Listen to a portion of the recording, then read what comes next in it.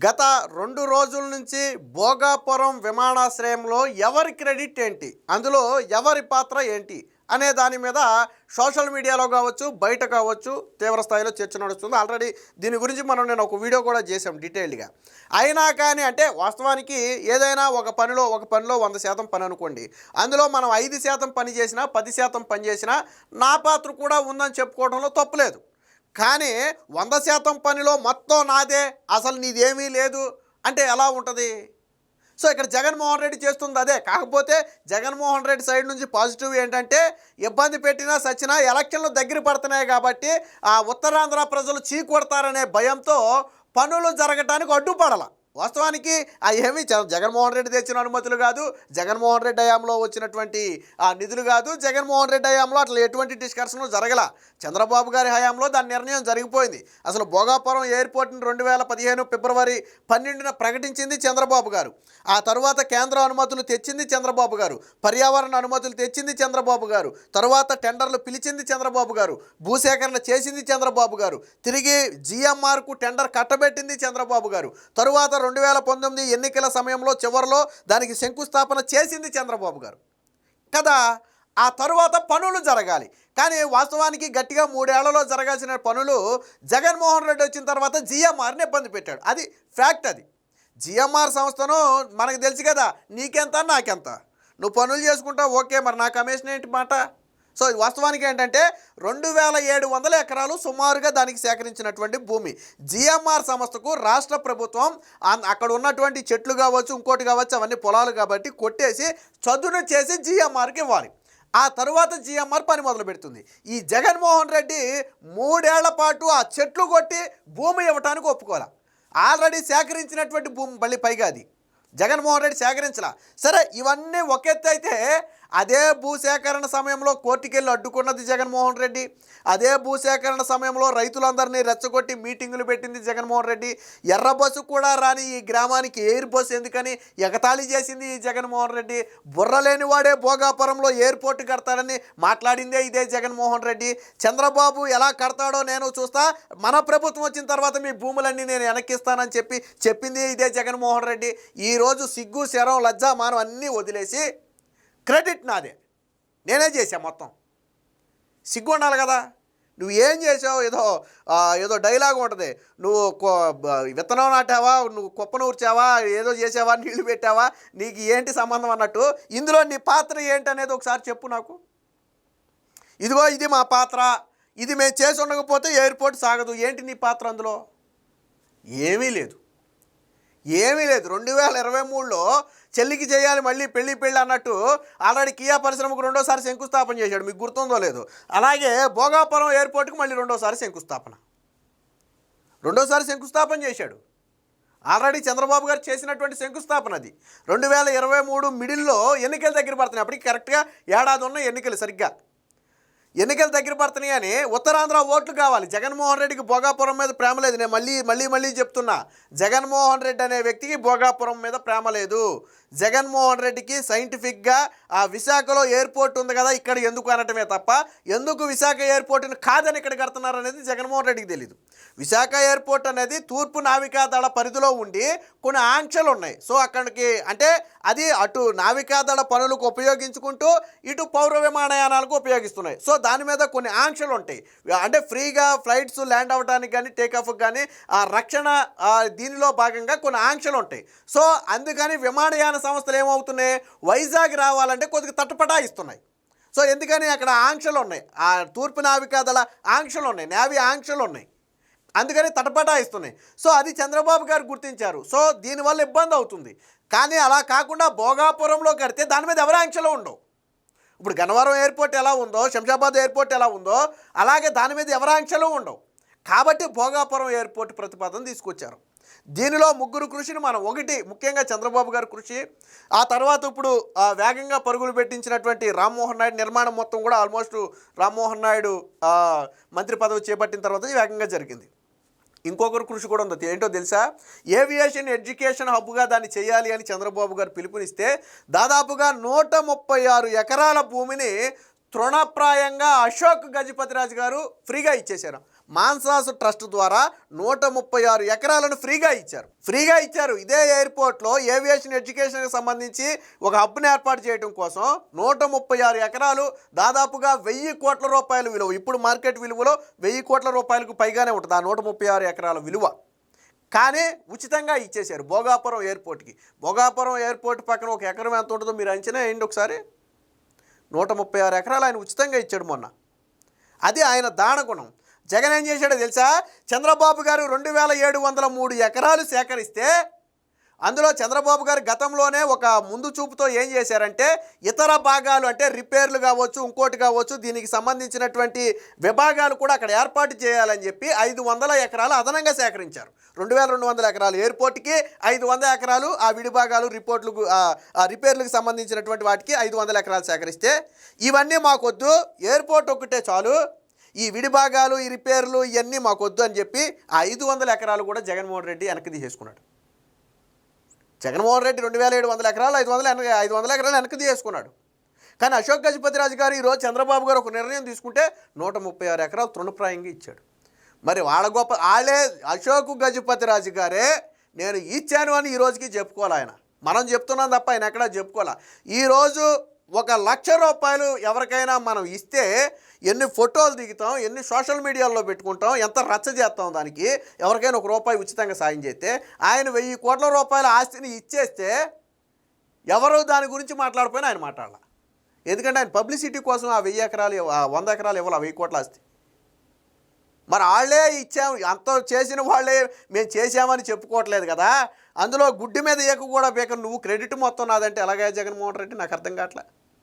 So దీనికి సంబంధించిన వార్త కూడా ఒకటి వచ్చింది, ఒకసారి చూద్దాం. ఎర్ర బస్సు కూడా రాదన్నది ఎవరు? జగన్. భోగాపురంపై నాడో మాట నేడో మాట. విమానాశ్రయం ఎందుకని నాడు ఎగతాళి. ప్రతిపక్షంలో ఉన్నప్పుడు భూములు ఇవ్వొద్దని రైతులను రెచ్చగొట్టిన వైనం. అనుమతులు, భూసేకరణ, శంకుస్థాపన అన్నీ గత టీడీపీ ప్రభుత్వ హయాంలోనే. నేను ఇందా చెప్పింది కూడా అదే.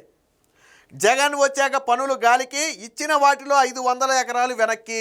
సో మనకు భూదాహం ఎక్కువ కాబట్టి ఒక 500 ఎకరాలు వెనక్కి తీసేసుకున్నాడు. కాంట్రాక్టు సంస్థ జీఎంఆర్కు బెదిరింపులు. తీరా ఎన్నికల ముందు మళ్ళీ శంకుస్థాపన. ఆల్రెడీ టీడీపీ హయాంలో చేసిన శంకుస్థాపనకు మళ్ళీ శంకుస్థాపన చేశాడు. ఇప్పుడు భోగాపురం ఘనత తనదేనని జగన్ ఆయన రోతపత్రిక గొప్పలు. పైగా చంద్రబాబుపై నిస్సిగ్గుగా నిందలు.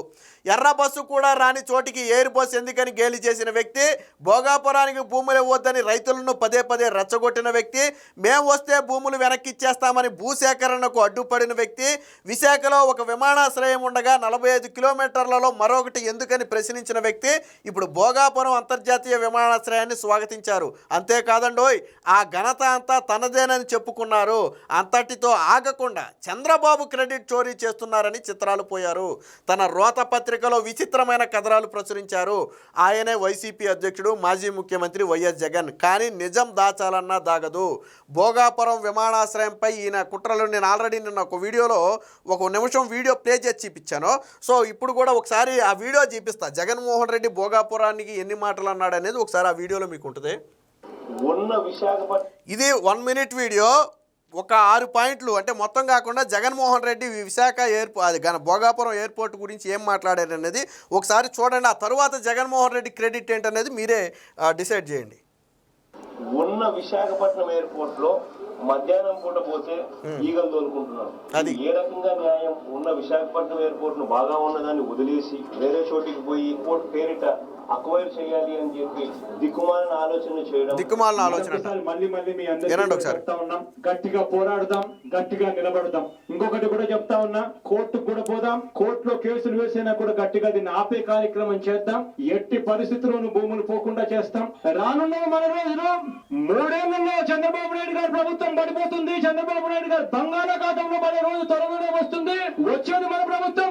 మళ్ళీ మీ భూములన్నీ కూడా తిరిగి మీకు వెనక్కి ఇస్తామని చెప్పి మాత్రం గట్టిగా మీ అందరికీ హామీ ఇస్తూ చెప్తా ఉన్నాం. చంద్రబాబు నాయుడు గారికి లంచం ఇదే పెద్ద మనిషి చంద్రబాబు నాయుడు గారు ఆ టెండర్లు రద్దు చేసిన పరిస్థితి మనం అంతా కూడా చూస్తా ఉన్నాం. 2వ టెండర్లు పిలిచారు. ఆ 2వ టెండర్లు పిలిచిన దాంట్లో మళ్ళీ ఎయిర్పోర్ట్స్ అథారిటీ ఆఫ్ ఇండియా వాళ్ళు మళ్ళీ ఎక్కడ వస్తారేమో అని చెప్పి ఏకంగా ఎయిర్పోర్ట్స్ అథారిటీ వాళ్ళు రాకుండా ఎలిజిబిలిటీ క్రైటీరియాలు సైతం మార్చిన ఘనత ఈ చంద్రబాబు నాయుడు గారు దిక్కుమాలిన ప్రభుత్వంలో చూస్తా ఉన్నాం. మనం ఎర్ర బస్సు కూడా రాని ఈ గ్రామానికి ఎయిర్పోర్ట్ ఎందుకు సార్? విన్నారు కదా, ఇవన్నీ మాట్లాడింది ఎవరు? ఇప్పుడు క్రెడిట్ నాదే అంటున్న ఊసరవెల్లి జగన్. ఇవన్నీ మాట్లాడింది మీకు ఒక నిమిషంలో క్లుప్తంగా చూపించాం అర్థం అవటం కోసం. అన్నిటికీ మించి ఎగతాళి చేశాడు. ఎర్ర బస్సు కూడా రాని గ్రామానికి ఎయిర్ బస్సు ఎందుకని చెప్పి ఎగతాళి చేశాడు. జిఎంఆర్ సంస్థకు టెండర్లు కట్టబెడితే 7 అందులో పాల్గొన్నాయి. L1గా జిఎంఆర్ వచ్చింది. జిఎంఆర్ సంస్థకు టెండర్లు కట్టబెడితే చంద్రబాబు నాయుడు బినామీ జిఎంఆర్ దోచుకోవటానికే చంద్రబాబు నాయుడు ఏకంగా ఆ టెండర్ దీన్ని కూడా మార్చేసి జిఎంఆర్కు కట్టబెట్టాడని అదే నోటితో కూసి నిన్న అదే జగన్మోహన్ రెడ్డి ఈ భోగాపురం ఎయిర్పోర్ట్ని అంటే అద్భుతంగా నిర్మించినందుకు జిఎంఆర్కి అభినందనలు అంట. నువ్వు జిఎంఆర్ చంద్రబాబు బినామీ జిఎంఆర్ దోచుకోవడానికి వచ్చాడన్న నోటితో అదే జిఎంఆర్ని అభినందించామంటే ఏంటి జగన్మోహన్ రెడ్డిది? అంటే ఇది ఎలా ఉందంటే రిలయన్స్ అధినేత ముఖేష్ అంబానీయే మా తండ్రి చావు కారణమని అనుమానాలు ఉన్నాయని చెప్పి ఎన్నికల సమయంలో బహిరంగంగా మాట్లాడి ముఖ్యమంత్రి అవగానే అదే అంబానీని ఇంటికి పిలిచి సాలువా గప్పి అదే అంబానీ అని అడిగితే పరమలినత్వానికి ఎంపీ సీట్ ఇచ్చినటువంటి దిక్కుమాలిన చరిత్ర. విచిత్రం ఏంటో నేను చెప్పనా, ఇదే జగన్మోహన్ రెడ్డి ఆ రోజు ఎప్పుడైతే ఆ రిలయన్స్ మీద ఆరోపణలు చేశాడో అప్పుడు రాజశేఖర్ రెడ్డి అభిమానులు రిలయన్స్ సంస్థలు మొత్తం ధ్వంసం చేశారు. రాష్ట్ర వ్యాప్తంగా రిలయన్స్ సంస్థలు ధ్వంసం చేశారు. ఉమ్మడి ఆంధ్రప్రదేశ్లో రిలయన్స్ సంస్థలు ధ్వంసం చేస్తే స్టిల్ ఈ రోజుకి ఆ కేసుల్లో ఇంకా వాళ్ళు తిరుగుతున్నారు. రిలయన్స్ సంస్థల మీద ధ్వంసం చేస్తే వాళ్ళు కేసులు పెట్టారు. ఆ కేసులో ఇప్పటికీ పాపం వాళ్ళు ఇంకా తిరుగుతున్నారు. రాజశేఖర రెడ్డి అభిమానులు రెచ్చగొట్టి వాళ్ళతో దాడులు చేయించాడు. జగన్మోహన్ రెడ్డి సీఎం అయ్యాడు.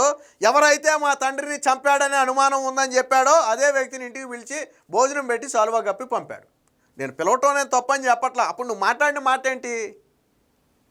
నువ్వు ముఖ్యమంత్రి అయిన తర్వాత అదే అంబానీ మీద ఒక ఎంక్వైరీ కమిటీ అయిపోయావా? నీ తండ్రి మరణం మీద ఒక ఎంక్వైరీ కమిటీ అయిపోయావా? నీకు అనుమానం ఉందన్నావు కదా, సగం నువ్వు సీఎం కదా, ఒక ఎంక్వైరీ కమిటీ అయిపోయావా? అంటే రాజకీయాల కోసం ఎంతైనా దిగజారిపోతాం. ఆ రోజు నీ మాటను పట్టుకుని దాడులు చేసిన వాళ్ళు ఈరోజు కోర్టుల చుట్టూ తిరుగుతున్నారా? నువ్వు మాత్రం వాళ్ళని ఇళ్ళకి పిలిచి సాలువాలు కప్పావా? ఇప్పుడేమో అదే జిఎంఆర్ చంద్రబాబు నాయుడు బినామీ దోచుకోవటానికే భోగాపురం ఎయిర్పోర్ట్కి వచ్చాడని చెప్పి మాట్లాడావా? ఇప్పుడు అదే జిఎంఆర్ అద్భుతంగా భోగాపురాన్ని కట్టాడంటావా? ఏంటి జగన్మోహన్ రెడ్డి ఇది? ప్రజలన్నీ చూడలేదా? ఒకప్పుడు అంటే సోషల్ మీడియా లేదు, నువ్వేం మాట్లాడినా ఎవరికీ తెలియదు. కానీ ఈ రోజుల్లో గూగుల్లో ఎలా కొడితే అలా వచ్చేది. మన చరిత్ర ఇదంతా, ఇది మన చరిత్ర. సో దీనికి సంబంధించిన వార్త కూడా ఉంది, ఒకసారి చూద్దాం. ఈ జగన్మోహన్ రెడ్డి రోత పత్రికలో రాసింది ఏంటి, దాని వాస్తవాలు ఏంటి అనేది ఇక్కడ రాశారు. జగన్ అనుమతులు 2019 ఎన్నికలకు ముందు వరకు అనుమతులు లేకుండా చంద్రబాబు నాయుడు శంకుస్థాపన చేస్తే జగన్ వచ్చాక అనుమతులు తెచ్చాడంట. వాస్తవానికి ఇది అబద్ధం. విచిత్రం ఏంటంటే ఈ భోగాపురం ఎయిర్పోర్ట్ని ప్రకటన చేసినప్పుడు అశోక్ గజపతిరాజు గారు ఏవియేషన్ మినిస్టర్. సో అప్పుడు అనుమతులు వేగంగా టీడీపీ హయాంలో మొదటి ఏడాదిలోనే అనుమతులు సాధించింది. 2015 డిసెంబర్ నాటికే కేంద్రం అనుమతులు వచ్చాయి. తర్వాత ఒక సంవత్సరం 2026 జూన్ నాటికి పర్యావరణ అనుమతులు వచ్చాయి. కానీ ఏ అనుమతులు రాకుండా చంద్రబాబు నాయుడు శంకుస్థాపన చేశాడంట.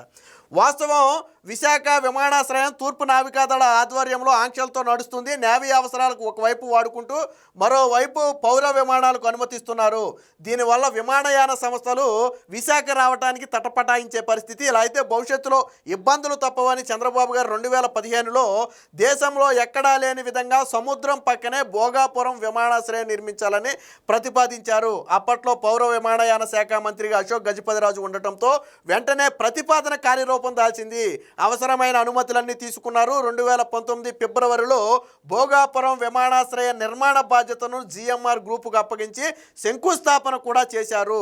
అంతేకాదు దూరదృష్టితో ఆలోచించిన చంద్రబాబు గారు విమానాశ్రయంతో పాటు విమానాల నిర్వహణ, రిపేర్లు, ఆపరేషన్లు వీటికి సంబంధించి కూడా ఏర్పాట్లు చేయాలి. బేసిక్గా అన్ని విమానాశ్రయాలు అవకాశం ఉండదు. కానీ చంద్రబాబు గారు ఎయిర్పోర్ట్ మాత్రమే కాదు, దానికి సంబంధించినటువంటి ఇతర విభాగాలకు సంబంధించిన ఏర్పాట్లు కూడా చేయాలని చెప్పి నిర్ణయించారు. దీనికోసం భూసేకరణను అడుగుగట్టారు. ఇది వాస్తవం. కానీ జగన్ రోతపత్రికలో ఏం రాశారో చూడండి. ఇకపోతే భూసేకరణ జగన్ చేశాడంట. ఇందాక విన్నాం కదా, కోర్టుకి వెళ్తాం, కేసులు వేస్తాం, చంద్రబాబు నాయుడు వచ్చేది లేదు, సచ్చేది లేదు, నేను వచ్చిన తర్వాత మీ భూములు వెనక్కిస్తానన్న వ్యక్తి భూసేకరణ చేశాడంట. సిగ్గుండాల మాట్లాడటానికి. 2022 కోర్టు కేసులు తొలగించి జగన్ సర్కారు భూసేకరణ చేసిందని వాళ్ళు గొప్పలు చెప్పుకున్నారు.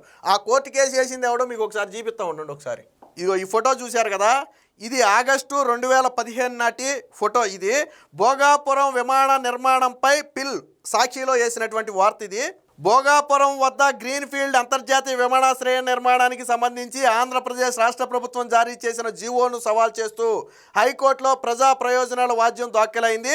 ఈ జీవోల అమలు నిలిపివేసి భోగాపురం ప్రజలను వారి భూముల నుంచి ఖాళీ చేయకుండా అధికారులను ఆదేశించాలని కోరుతూ భోగాపురం మండలం రావివలస గ్రామ సర్పంచ్ ఉప్పాడ శివారెడ్డియో మొత్తానికి ఉప్పాడ శివారెడ్డి, ఇదిగో ఈ వ్యక్తే వేసింది.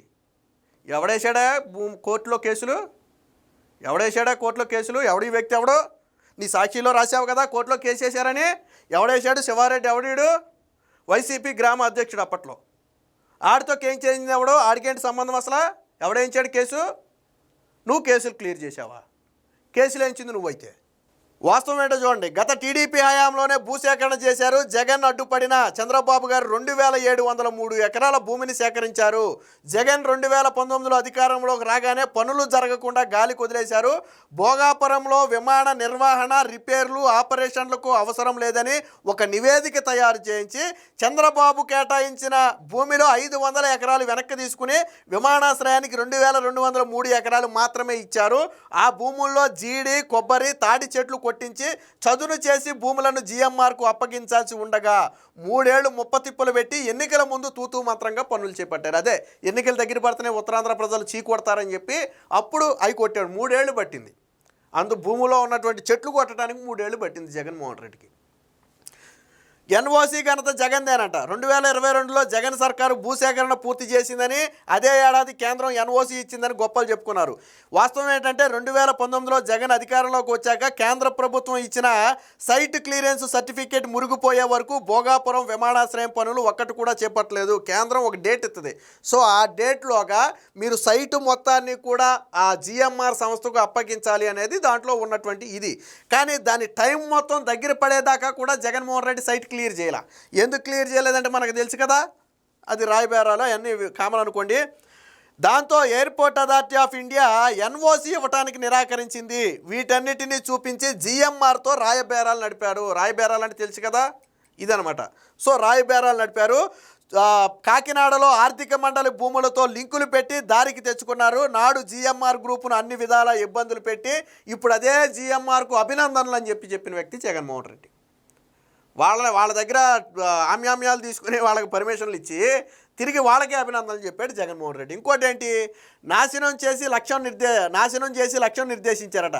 టీడీపీ హయాంలో భోగాపురం విమానాశ్రయం పనులే జరగలేదన్నట్టుగా జగన్ వచ్చాకే ఆయన నిర్దేశించిన లక్ష్యంతో ఎయిర్పోర్ట్ పనులు జరిగినాయి అని చెప్పి వాళ్ళ పత్రికలో రాసుకున్నారు.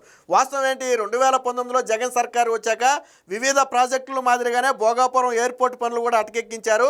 ఎన్నికల ముందు నామమాత్రంగా నత్తనడక పనులు చేపట్టారు. అది కూడా ఉత్తరాంధ్ర ఓట్ల కోసం. గత ఏడాది కూటమి ప్రభుత్వం రావడంతో మోక్షం వచ్చింది. పనులు పరుగులు తీసేలా చంద్రబాబు దృష్టి పెట్టారు.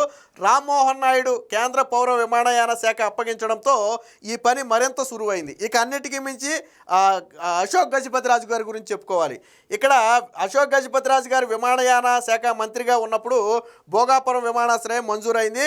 ఇప్పుడు దానికి అనుబంధంగా ఏవియేషన్ ఎడ్యుకేషన్ సిటీ ఏర్పాటు చేయాలని చంద్రబాబు గారు నిర్ణయిస్తే అశోక్ గజపతిరాజు గారు తనకు వారసత్వంగా వచ్చిన 136 ఎకరాల భూమిని మాన్సాస్ ట్రస్ట్ తరపున ఉచితంగా పెద్ద మనసు చాటుకున్నారు.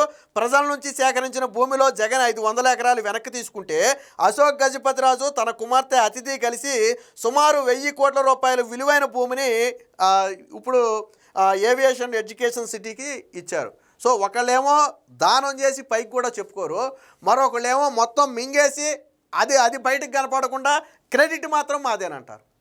ఇది భోగాపురం విమానాశ్రయం మీద జగన్మోహన్ రెడ్డి హిస్టరీ.